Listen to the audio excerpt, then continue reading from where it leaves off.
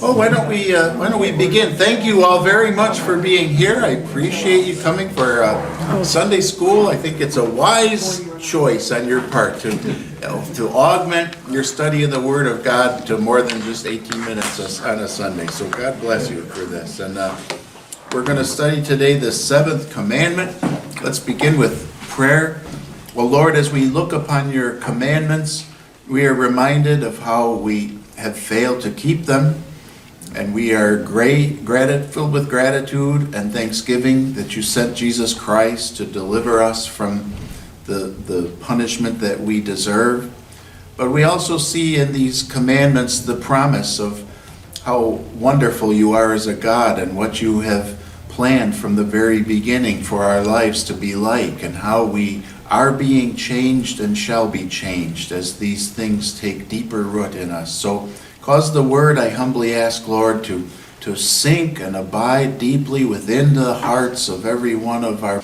Well, thank you for being here. Welcome in the name of Christ. So we're going to look at the seventh commandment. And you know, I have... this is one of the areas where I have not performed well as your pastor. When I was in confirmation, like all of you, I had to memorize the small catechism. And... rats, if they didn't change the words, you know. When was it, 1989 or whatever, they changed it. And so I remember a lot of it the old way, and when I try to say it the new way, I get all fumbled up. But I have used that as an excuse.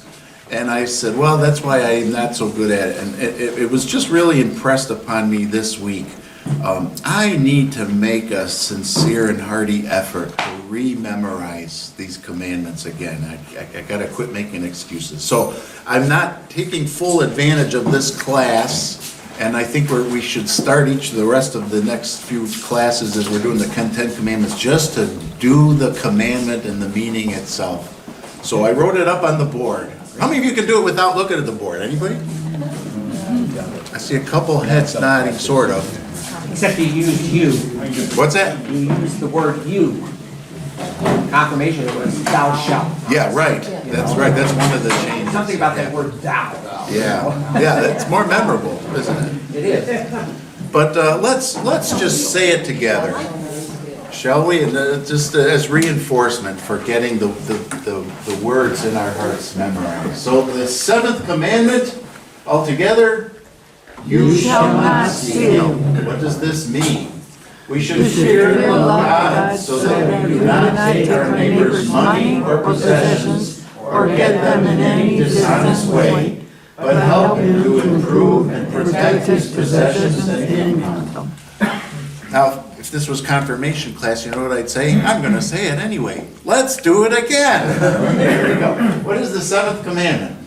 You shall not steal. What does this mean? We should fear and love God so that we do not take our neighbor's money or possessions or get them in any dishonest way, but help him to improve and protect his possessions and income. That's one where the old way, what isn't it like? It's protect his possessions and means of making a living. Yes. Wasn't it? Yeah. I remember. Anyway, this is the way we're going to learn it. that's what we've got now. So the seventh command, would you open in your books to page 59? And I'm going to start reading at the sentence number 224. So the first one there, 223, and so it's just a few lines down from that. Does everybody see that? Yes. Okay. For to steal is nothing else than to get possession of another's property wrongfully. Briefly, this includes all kinds of advantage in all sorts of trade to the disadvantage of our neighbor. Now, this is indeed quite a widespread and common vice, but it is so little considered and noticed that it surpasses all measure. So if all thieves who did not want to be known as thieves were to be hanged on gallows, the world would soon be devastated. Don't you love Luther? There would be a lack both of executioners and gallows. For as we have just said, to steal means not only emptying our neighbor's money box and pockets, it also means grasping property in the market. in all stores, booths, wine and beer cellars, workshops, and in short, wherever there is trading or taking and giving of money for merchandise or labor. All right, so when we think of do not steal, I don't know about you, but the first thing that comes to my mind is the very overt act of taking something physically, tangibly, that doesn't belong to you. So I can still remember as a little kid, we all, my friends and I, there might have been 5 or 6 of us, and we all went, I think it was to Ben Franklin. Remember the Ben Franklin stores? And we all looked around, because none of us had any money at that age, you know. And we all come out of the Ben Franklin store, and we're walking down the street, and one of my friends is chewing gum. And his brother says, "Where'd you get gum?" He says, "I hocked it from Ben Franklin." And my friend's brother says, "You shouldn't have done that." And I jumped in, I said, "You shouldn't have done that." And a couple of the other kids said, "Give me some." And we sat, can you imagine 5 boys, you know, maybe 9 years old, 5 boys sitting there having a conversation about, was this wrong? And we came to the conclusion, yeah, that was wrong. So now what do we do? No, it was stolen, so we should give it back. But the guy that stole it, he says, "I'm not going to go in there and give it back." What if they call my mom? Well, I'm not going to do that. And so what we finally concluded was, we all went back to the store, and then I pulled the door open, and my friend's brother, the first one who said it was stealing, took the gum and chucked it in the door, and we all ran.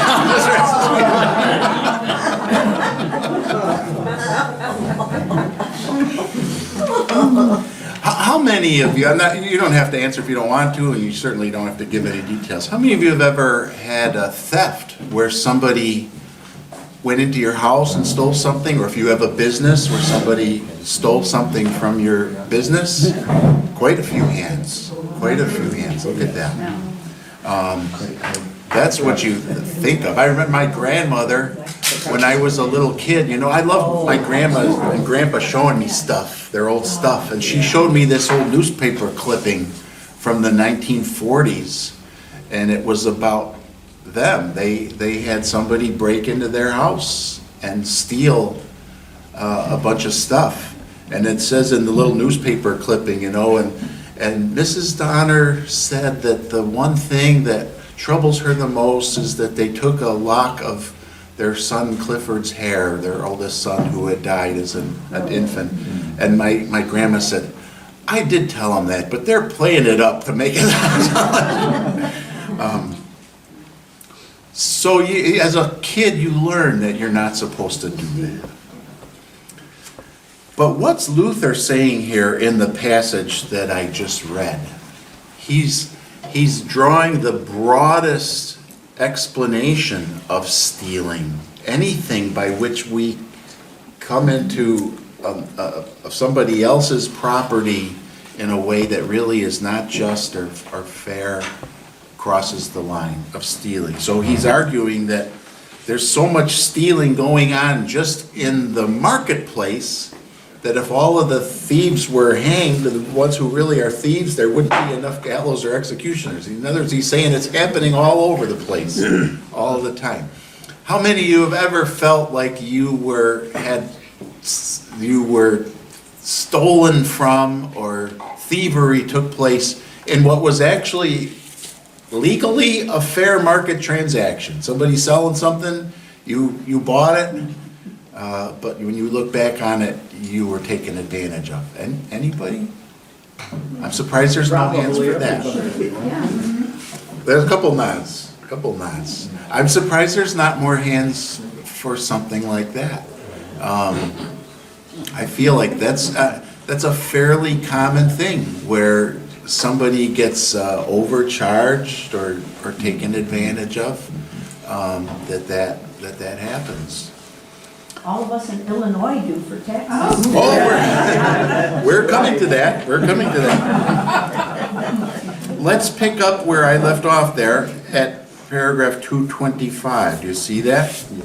Here's another take on it. Same issue, stealing, but it's looking at it now from another angle. Let me explain this somewhat plainly for the common people, that it may be seen how godly we are. What does he mean there? How ungodly we are is what he's saying, right? For example, consider a manservant or maidservant who does not serve faithfully in the house, does damage, or allows damage to be done when it could be prevented. He ruins and neglects the goods entrusted to him by laziness, idleness, or hate, to the spite and sorrow of master and mistress. In whatever way this can be done purposely, I'm not talking about what happens by mistake and against one's will. You can in a year steal 30 or 40 florins. I wish I knew how much a florin was. I don't know what that comes to. If another servant had taken that much money secretly or carried it away, he would be hanged with the rope. But here you, while conscious of such a great theft, may even express defiance and become rude, and no one dare call you a thief. So what kind of stealing is he talking about there? Petty larceny. From your employer. Yeah, from your employer, right. Allowing something to be damaged because you didn't pay close attention to it or didn't care about it, right? That is stealing. When I was younger and I worked for the tree nursery, we would go out every day and we would plant trees. And one time we saw there was I don't remember if it was ComEd or Northern Illinois gas truck or an electric truck, in the same subdivision. We were in a new subdivision. There's no landscaping yet. We're planting trees and there's a truck in there. And the driver and the guy that was with him, they let the air out of one of the tires of the truck. And then they called in on the radio and said, "Oh, we got a flat tire."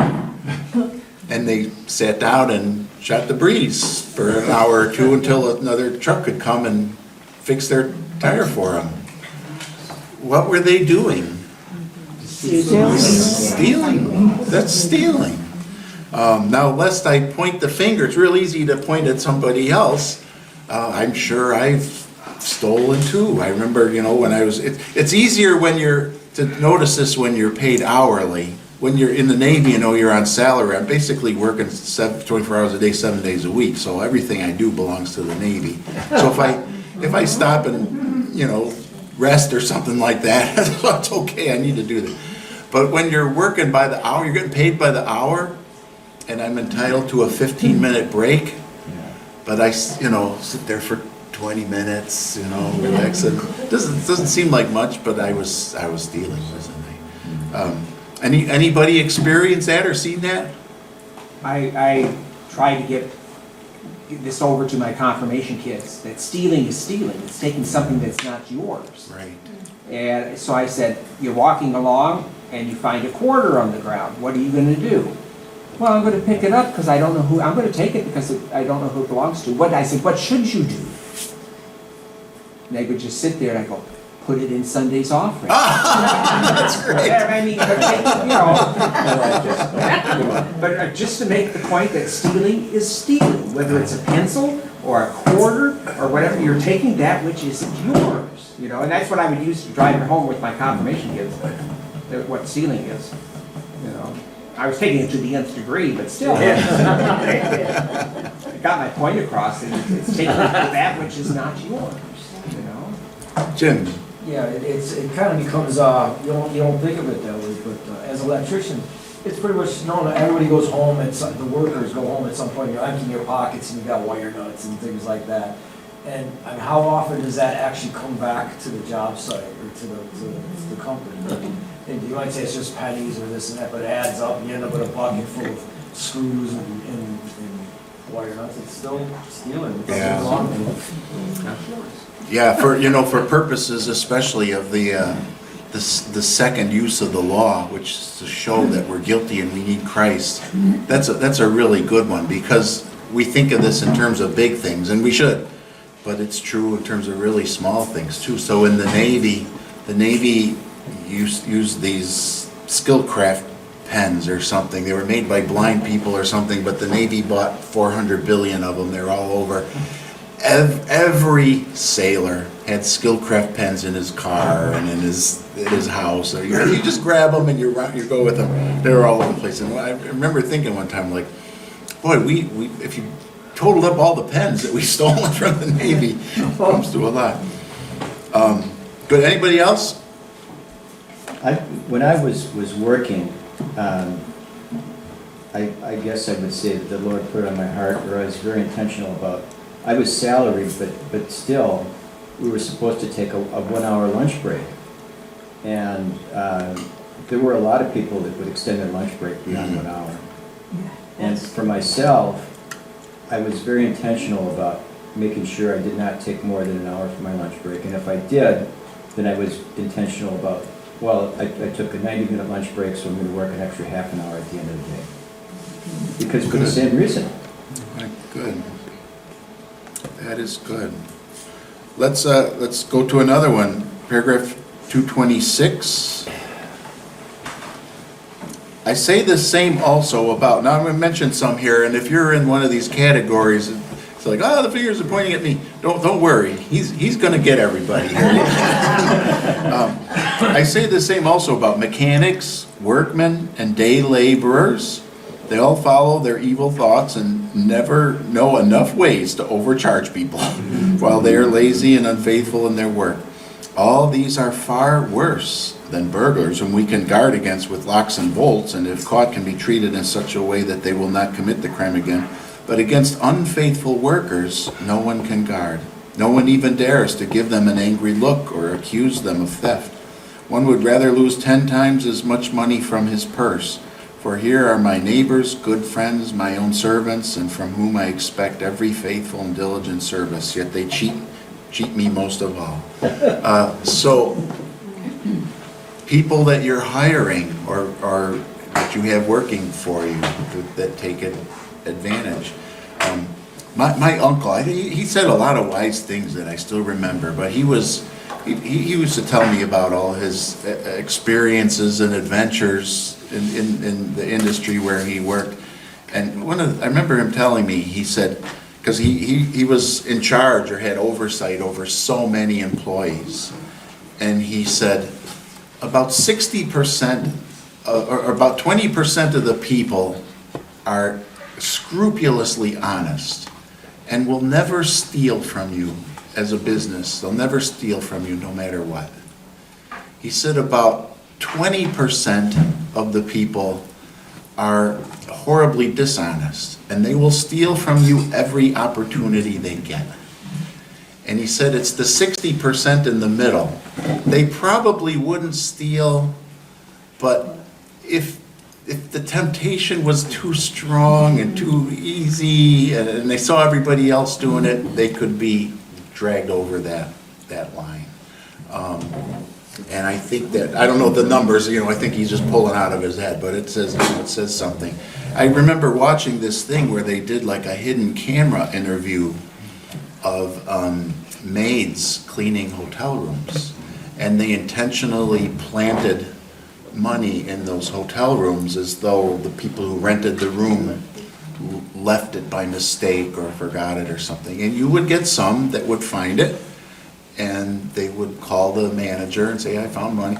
Dawn cleaned hotel rooms when we were first married for a while, and she would come home and she would tell me, yeah, oh, I remember this one, you maybe forgot this. I tell too many stories? Most people are decent people, but some people are just jerks. And she was telling me about a hotel room where the people intentionally made the biggest possible mess to cause trouble for the maid. It was a way of, they I won't even say some of the disgusting, horrible things they did, just so that they would leave the room in a terrible disaster for the maid. And so Dawn comes in, and that's what she finds, and she's got to clean up. But guess what? they left their purse in the room. What do you think you would have done if you were the maid? It must have been so tempting to just go through there and take a little tip for yourself, right? But Dawn did not. I turned it in. Yeah, she turned it in. Put some of the mess in the purse. I didn't think it though. That's a good one. Yeah, give them a refund. I was working for American Motors, and back then you could walk down the line to look at your car being built, and I don't know how many times people would say, hey, throwing a big radio in my door panel and stuff like this, and all the stuff went out of there like that. Oh, interesting.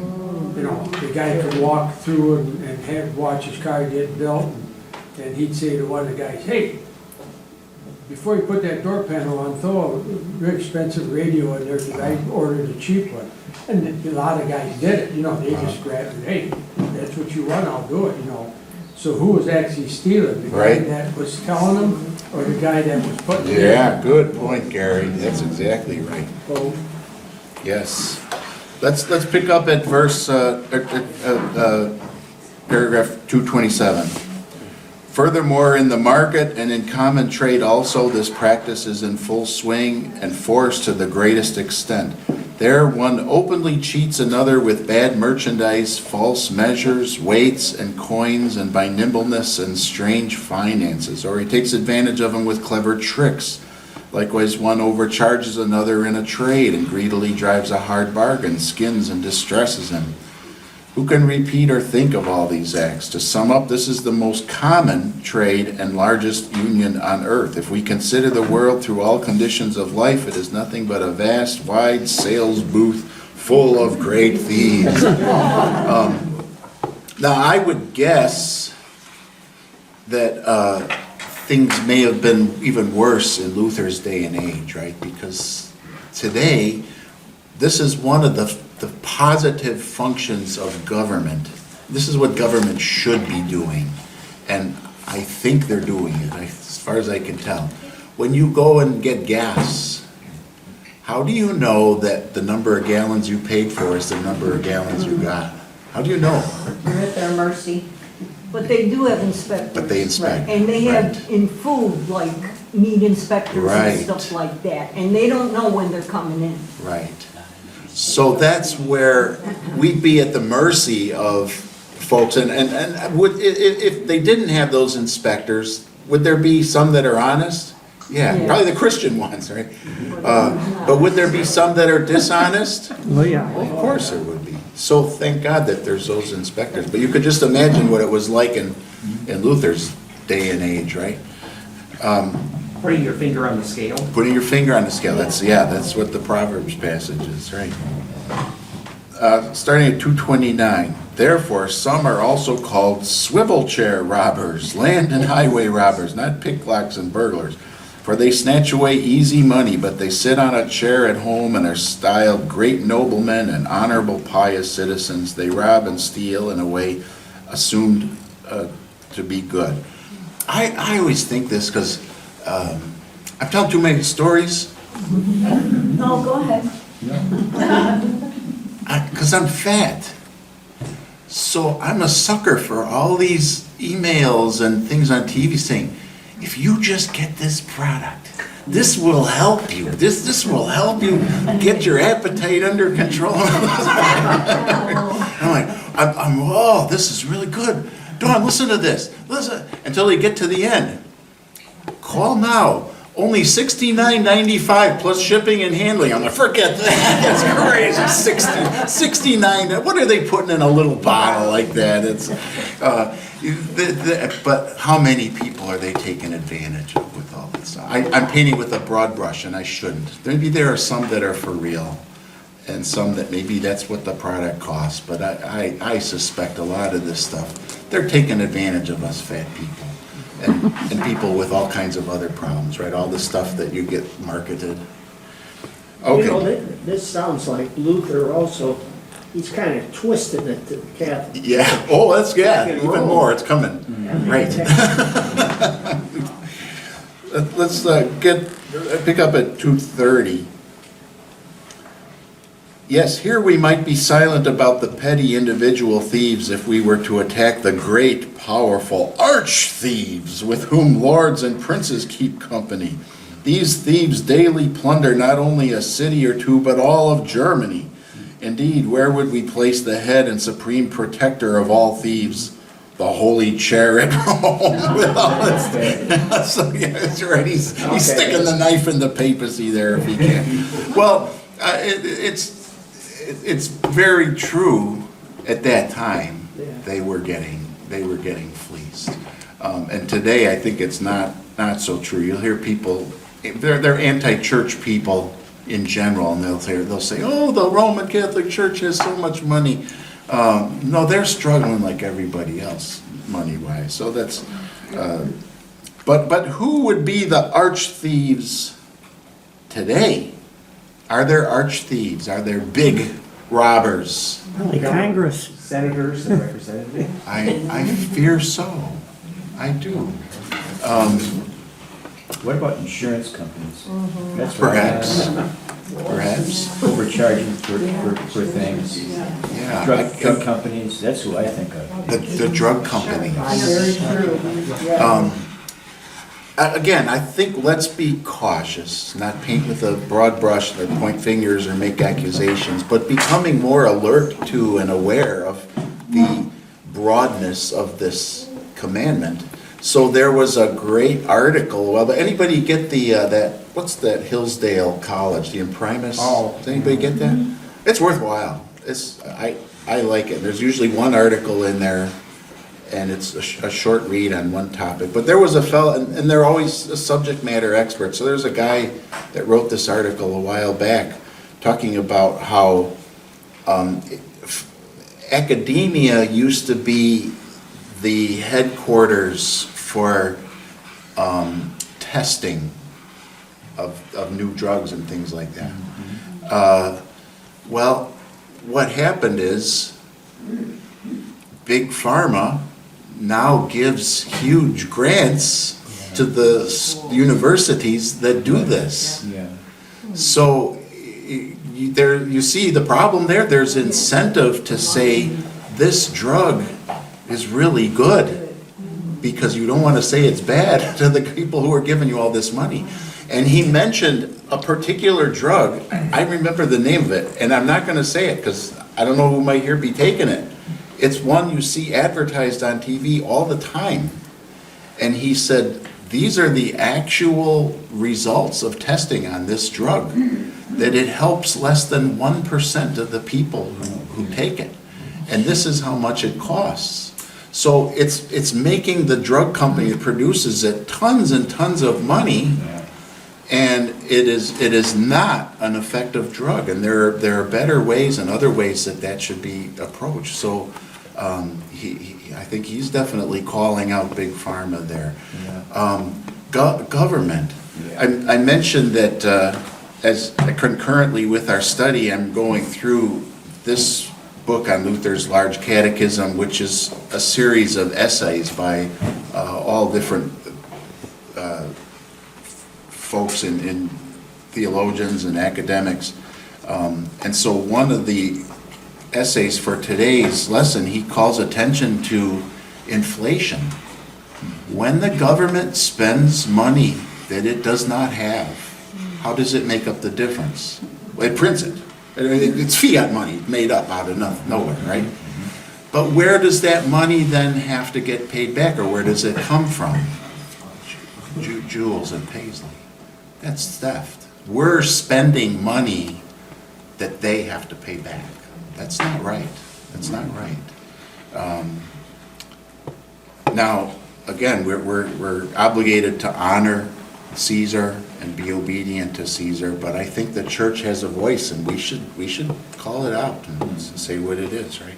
So you see how the Luther's approach to the commandments is expanding, that it's not just narrowly hawking bubblegum at Ben Franklin, that this is bigger. Let's go over on the next page to 2:34. Now the person who greedily despises this commandment may indeed pass by and escape the hangman, but he shall not escape God's wrath and punishment. Let's take a look at the first passage there that he references, Galatians chapter 6.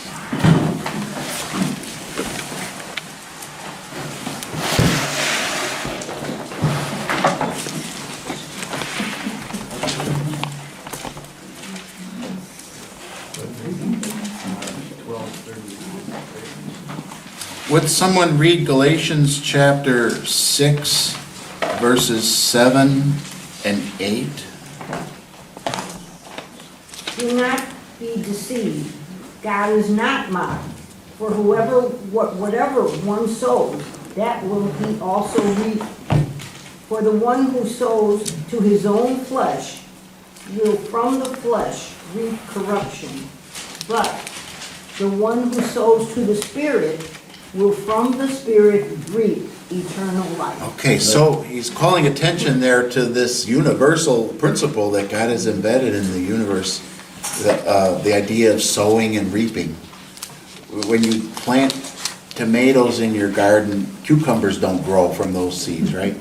Tomatoes are going to grow from whatever you plant. That's what you harvest. And so the idea there is that people who sow to the flesh, people who find little ways to cheat or take advantage of or exploit someone else, in the end, they pay for it. They reap what they sow. They will not, they think they're getting a benefit, something wonderful that they've taken now, but in the end, it's not going to work out that way. Proverbs there's a proverb, I can't remember the reference now, but in Proverbs it says, stolen bread is sweet in the mouth, or sweet to the tongue, but afterward it will be as gravel in the mouth. Luther's pointing out here what the scriptures teach, that nobody gets away with anything. Nobody gets away with anything. I think, like all other sins, stealing is the kind of thing where once you cross that threshold, once you've done it once, it's easier to do it again. So that's why it's so important to teach the children, don't steal, don't be someone who steals. When the kids come home and took something from school, or they took something from one of their playmates or something, that's a very teachable moment for parents, right? To point out to them why that's wrong. You want them to learn that. Because in adulthood, once we cross that threshold, once we take something, it's easier to take it, to do it again. And the more you take, the more willing you will to take larger things the next time. So it also is incrementally larger. Tim, Yes. is there a question? Oh, yes, please. It wasn't a question, it was an example of the children. This is going back when soda came in bottles. I used to come home from the store and put it in the garage, and I never noticed it, but one day the kid from across came over to me, brought the bottle and the money for the soda. And his mother made him come back, pay me for that soda, and return that bottle. She taught him. Yeah, what a good lesson from that mother. I didn't even know it, but the kid came in and his mother had sent him back. Wow, very good. In our last 2 minutes, one other point that I'm just going to call attention to. There's always lots of things we could discuss. Take a look at the meaning of the seventh commandment, the last phrase. So we're not to take our neighbor's money or possessions or get them dishonestly, but help him to improve and protect his possessions and income. So you see, another dimension of this commandment is not only is this talking about me. This well, okay, as long as I don't steal and I'm scrupulously honest and everything, then I'm doing good. But this also obligates us to try to protect other people that are being taken advantage of. You know, I was thinking of, I'm sorry to tell so many stories, but I was thinking of the story of Rosa, I can't remember her last name. Who's seen the video, The Other Rosa? We're gonna show that at church someday. I've got it upstairs. I can't believe I've never shown it. Oh, It's not, The Other Rosa is referring to not Rosa Parks. Oh. We all know Rosa Parks. This was a Rosa, she was a Lutheran Church, Missouri Synod girl who had a deep, deep love for the Lord. And she went around in Alabama, and this would have been like in the 1920s and 30s, when it was not so popular to do this. And she helped form black congregations and schools for black children at a time where people didn't think black children should go to school even. So it's a wonderful video. I'll show you that. But you know, the situation in which she worked, the people with whom she was working there in Alabama at that time were incredibly poor because they were sharecroppers. Their families used to be slaves. Now they're not slaves anymore, but they're still essentially slaves, right? They still are working the land, and they get paid only enough to pay off what they owe the owners of the land for borrowing the land. And what a horrible, horrible system that was to take advantage of people like that. And thank God for the people that spoke up, that said this is not right, and they're trying to protect someone else who is in need. I think that's part of this commandment too. If you see someone and you're not stealing from them, but someone else is stealing from them, then speak up and try to protect them. Okay, any closing comments or thoughts or meditations? Thank you. Oh, Dad, go ahead. Kind of similar to what Ernest said. When I was about 3 years old, my mom took me to the little corner grocery store just down the street. And it's just a long, narrow story, you know. And I saw some gum that says, some gum. And she says, no, yeah, of course. And she's down the other end of the store with the grocer. So I went around and grabbed a pack of gum and took it home. And later on, I showed it to my brother. And he's a big tattletale.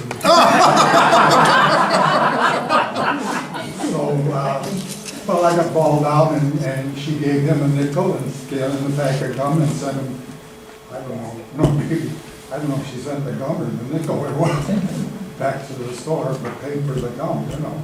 So I guess I learned that lesson. I mean, the other thing is, I think you could talk for hours and hours, anybody who's worth. And you probably all, you know, if you work in an office and a Xerox machine there is for business only, but, you know, use a copy of something. Yeah.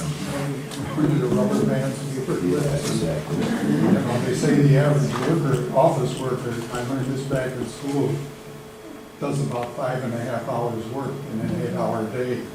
So, you know, it takes you a while to get started in the morning, and then you stop for your break.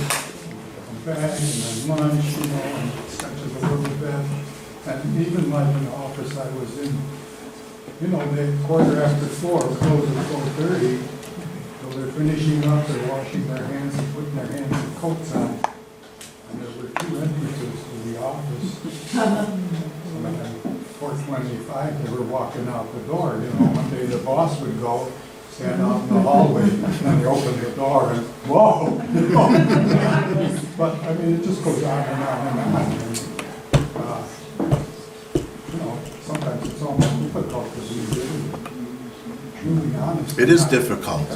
It is difficult. But that's, this commandment is not only calling attention to our sin, so we will ask Christ for forgiveness, but it's our guide showing us the way of how we should seek to live. Good. All right, thank you, everybody. Next week, 8th commandment. I hope we'll see you again.